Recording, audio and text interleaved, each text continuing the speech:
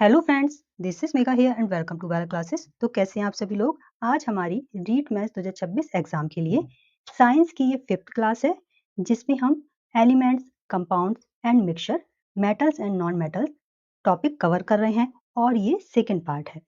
First part में हमने ये समझा था कि एलिमेंट्स क्या होते हैं, मैटर क्या है, पीरियोडिक टेबल क्या होती है, मेंडलीव की, मोस्ले की आवर्त सारणी भी हमने समझ ली थी। तो मतलब कि बेसिक कॉन्सेप्ट हमने फर्स्ट पार्ट में कवर कर लिए हैं।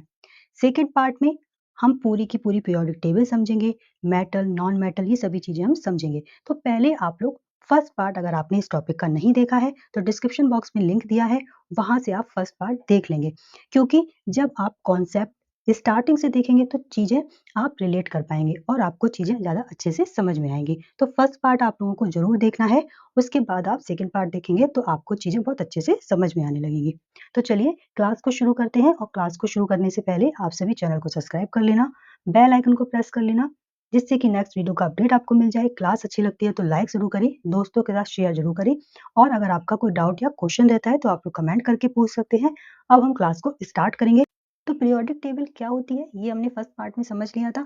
आज हम पीरियोडिक टेबल में क्या क्या चीजें हैं, मतलब कि कंप्लीट पीरियोडिक टेबल समझेंगे। कितने वर्ग हैं, कितने आवर्त होते हैं, कितने ब्लॉक होते हैं, मेटल, नॉन मेटल, मेटलॉइड्स, तो सारी चीजें हम डिटेल में कवर करेंगे। और आपको बिल्कुल चीजें ध्यान से सुननी है, जो भी मैं आपको बोल रही हूँ वो सब मैंने यहाँ पर लिखा हुआ है। तो आप लोग क्लास की पीडीएफ के लिए भी टेलीग्राम चैनल को ज्वाइन कर लेना, नहीं तो आप अपने शॉर्ट टाइप नोट्स भी बना सकते हैं, जिससे कि आपको रिवीजन में बहुत हेल्प मिलेगी। तो चलिए अब हम समझते हैं कि आवर्त सारणी में कितने क्लास और कितने पीरियड होते हैं।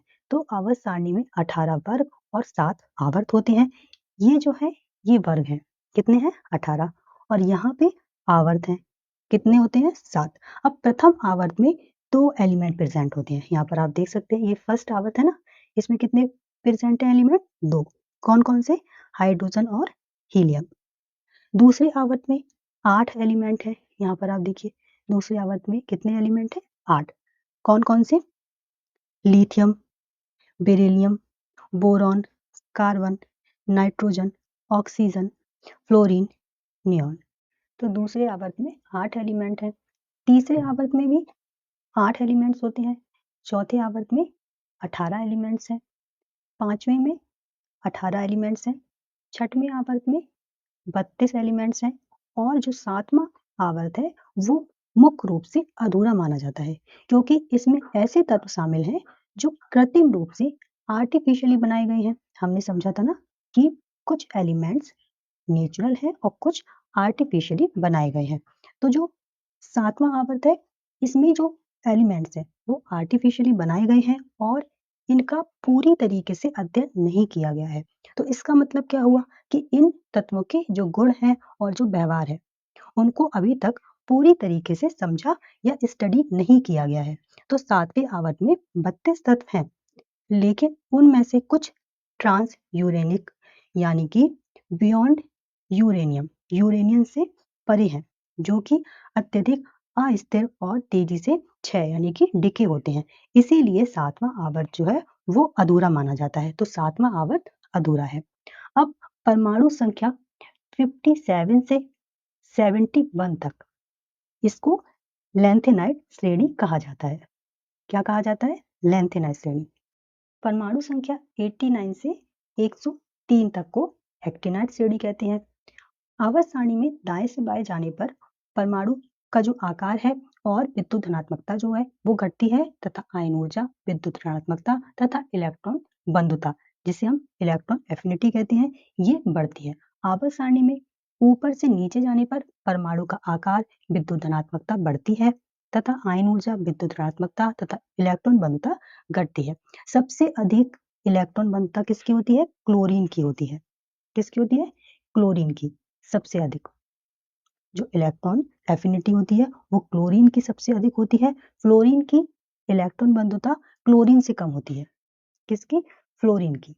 किससे कम होती है, क्लोरीन से। और जो फ्लोरीन है उसकी विद्युत ऋणात्मकता सबसे अधिक होती है। विद्युत ऋणात्मकता सबसे अधिक होती है फ्लोरीन की। अब नेक्स्ट हम समझेंगे, अब जो भी मैंने आपको बताया है वो सब यहाँ लिखा हुआ है, ये देखिए सब कुछ लिखा हुआ है। अब हम समझेंगे next type of elements. Periodic table में तत्व जो है वो कितने प्रकार के हैं? 4 प्रकार के। S block elements, P block elements, D block elements और एफ ब्लॉक एलिमेंट्स। अब हम इन सभी को एक एक करके अच्छे से समझेंगे। तो पहले हम समझेंगे एस ब्लॉक एलिमेंट। इन ब्लॉक्स को भी हम टेबल की हेल्प से समझेंगे। तो पहले हम समझ रहे थे एस ब्लॉक। तो एस ब्लॉक के जो तत्व हैं उनके जो रासायनिक गुणधर्म यानी कि केमिकल प्रॉपर्टीज और बाह्यतम कोश के जो इलेक्ट्रॉनों की संख्या एवं वितरण है वो समान होता है। और जो फर्स्ट ए आवर्त सारणी का जो समूह फर्स्ट ए है इसको सामूहिक रूप से क्षारीय धातु बोलते हैं। कौन सी धातु है? क्षारीय धातु। कौन कौन सी होती है ये? Lithium, sodium, potassium, rubidium, caesium और फ्रेंसियम। तो ये कैसी धातु है? क्षारीय धातु, एल्केलाई मेटल्स। और जो समूह सेकंड ए है ये वाला, इसको बोलते हैं क्षारीय मृदा धातु, एल्केलाई अर्थ मेटल्स बोलते हैं। कौन कौन से हैं ये? Beryllium, magnesium, calcium, strontium, barium और लास्ट रेडियम। तो ये कौन से एलिमेंट्स हैं? क्षारीय मृदा धातु कहलाती हैं।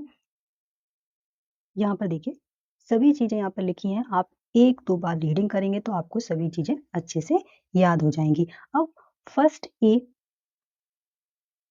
का जो बातम कक्ष होता है उसका इलेक्ट्रॉन विन्यास कितना होता है? NS first. और सेकंड ए का जो इलेक्ट्रॉनिक विन्यास है वो कितना होता है? NS2। तो जो इलेक्ट्रॉन कॉन्फ़िगरेशन होता है आउटर मोस्ट सेल का वो फर्स्ट ए का कितना होता है? NH first. और सेकंड ए का NS2। ये चीजें इंपॉर्टेंट है इसीलिए मैं डिटेल में पढ़ा रही हूँ क्योंकि हमें नहीं मालूम कि एग्जाम में जो एग्जामिनर है वो कहाँ से क्वेश्चन पुटअप करेगा। तो आपको सभी चीजें डिटेल में पढ़नी है क्योंकि जो रीट मेंस 2026 एग्जाम होने वाला है उसका जो लेवल है वो काफी अच्छा होगा। तो आपको सभी चीजें डिटेल में पढ़नी है। अब हम समझेंगे नेक्स्ट पी ब्लॉक एलिमेंट्स। तो आवर्त सारणी में पी ब्लॉक तत्वों की जो संख्या है वो 13 से 18 है। यहाँ पर आप फिगर में देखिए 13 से जो 18 तक की एलिमेंट्स है इनको हम पी ब्लॉक एलिमेंट कहते हैं। और ये एक अकेला ब्लॉक ऐसा होता है जिसमें धातु, उपधातु और अधातु का सम्मिलित प्रकार है यानी कि मेटल, नॉन मेटल और मेटलॉइड्स ये सब इसमें मिक्स होते हैं। अब यहाँ पर आप मेटल देखेंगे तो ये लाइट जो स्लेटी कलर की है ना, ये पूरा यहाँ से पूरा यहाँ तक ये मेटल है। लैंथेनाइट और एक्टिनाइट श्रेणी इनमें भी मेटल है। अब ये जो छोटे छोटे डॉट्स वाला है ना ये एरिया मेटलॉइड्स का है। और नॉन मेटल कौन है? ये जो प्लेन वाला एरिया है। तो आप देख रहे हैं जो पी ब्लॉक है उसमें मेटल, नॉन मेटल और मेटलॉइड्स ये सभी मिक्स हैं। अब इसका जो इलेक्ट्रॉन विन्यास है थर्ड ए का, ये जो थर्ड ए है इसका जो इलेक्ट्रॉनिक विन्यास है वो NS2 एंड P फर्स्ट -6 ये इसका इलेक्ट्रॉनिक विन्यास होता है। यहाँ पर मैंने लिखा हुआ है NS2 एंड P फर्स्ट -6। ये किसका इलेक्ट्रॉन विन्यास है? थर्ड ए का। जो पी ब्लॉक एलिमेंट में थर्ड ए है उसका इलेक्ट्रॉनिक विन्यास है। अब नेक्स्ट हम समझेंगे डी ब्लॉक एलिमेंट। आवर्त सारणी के 3 से 12 तक के जो तत्व हैं उन्हें हम डी ब्लॉक एलिमेंट्स कहते हैं। इन ब्लॉक के एलिमेंट्स को संक्रमण तत्व यानी कि ट्रांजिशन एलिमेंट्स भी कहते हैं क्योंकि ये एस और पी ब्लॉक के बीच की विशेषताओं को दर्शाते हैं। और इनका जो इलेक्ट्रॉनिक विन्यास है वो कितना होता है? N-1 D1-10 NS1-2। तो ये इनका इलेक्ट्रॉनिक विन्यास है आउटर मोस्ट सेल का और इन्हें संक्रमण तत्व भी कहते हैं। अब हम समझेंगे एफ ब्लॉक एलिमेंट्स। लैंथेनाइट और एक्टिनाइट श्रेणी के जो तत्व हैं उन्हें हम एफ ब्लॉक के तत्व कहते हैं। हाइड्रोजन को छोड़कर जो एस ब्लॉक है और जो डी ब्लॉक है और जो एफ ब्लॉक है इन तत्वों को हम धातुएं कहते हैं, मेटल्स कहते हैं, जो कि हम पहले समझ चुके हैं कि जो ये लाइट स्लेटी कलर का जो एरिया है ये पूरा है मेटल का। और एफ ब्लॉक के तत्वों को हम आंतरिक संक्रमण तत्व कहते हैं। इनर ट्रांजिशन एलिमेंट्स भी इन्हें हम कहते हैं। अब इनका जो इलेक्ट्रॉनिक विन्यास है वो हम देख लेते हैं। लैंथेनाइट का जो इलेक्ट्रॉनिक विन्यास है वो 6s2 5d 0-2 4f 1-14 है और जो एक्टिनाइट का इलेक्ट्रॉनिक विन्यास है वो अनियमित है। परमाणु क्रमांक 21 से 31, 39 से 50, 72 से 83, 104 से 116 के जो एलिमेंट्स हैं उन्हें हम संक्रमण धातुएं कहते हैं। नेक्स्ट हम समझेंगे क्लास 15 यानी कि वर्ग 15 को हम बोलते हैं नाइट्रोजन फैमिली। इस समूह में 5 तत्व शामिल हैं। कौन कौन से? नाइट्रोजन, फास्फोरस, आर्सेनिक, एंटीमनी और बिस्मिथ। इस समूह के तत्वों को संयुक्त रूप से निकोजेंस कहा जाता है और इनके यौगिकों को निकोनाइट्स कहते हैं। यह नाम ग्रीक शब्द से लिया गया है जिसका अर्थ होता है घुटन, सफोकेशन। इस समूह के तत्वों को खाद बनाने वाले तत्व भी कहते हैं। फर्टिलाइजर फॉर्मिंग एलिमेंट्स भी इन्हें कहा जाता है। ये है वर्ग 15 नाइट्रोजन परिवार। इसमें 5 एलिमेंट थे। कौन कौन से? नाइट्रोजन, फास्फोरस, आर्सेनिक, एंटीमनी और बिस्मिथ। तो इसे हम बोलते हैं नाइट्रोजन परिवार। तो इन्हीं को हम समझेंगे। अब हम समझेंगे वर्ग 16, फिर 17, फिर 18। वर्ग 16 जिसे ऑक्सीजन फैमिली बोलते हैं। इस समूह में भी 5 तत्व शामिल हैं। ऑक्सीजन, सल्फर, सेलेनियम, टेल्यूरियम और पोलेनियम। और ये सभी तत्व अयस्क बनाने वाले तत्व हैं पोलेनियम को छोड़कर। पोलेनियम एक अपवाद है और इसीलिए इन्हें चाल्कोजन कहा जाता है, क्योंकि ये जो तत्व है इन्हें अयस्क बनाने वाले तत्व कहा जाता है। नेक्स्ट है वर्ग 17 जिसे हेलोजन फैमिली कहते हैं। इस समूह में भी 5 तत्व शामिल हैं। फ्लोरीन, क्लोरीन, ब्रोमीन, आयोडीन और एस्टार्टिन। इनके लवण समुद्री जल में पाए जाते हैं, इसीलिए इन्हें हेलोजन कहा जाता है। हेलोजन एक ग्रीक शब्द है जिसका अर्थ है समुद्री लवण। वर्ग 18 जिसे नोबल गैसेस यानी कि उत्कृष्ट गैसेस कहा जाता है। इस ग्रुप में 6 एलिमेंट शामिल हैं। आर्गन, क्रिप्टॉन, हीलियम, नियॉन, जिजॉन और रेडॉन। तो ये 6 एलिमेंट्स वर्ग 18 में शामिल हैं।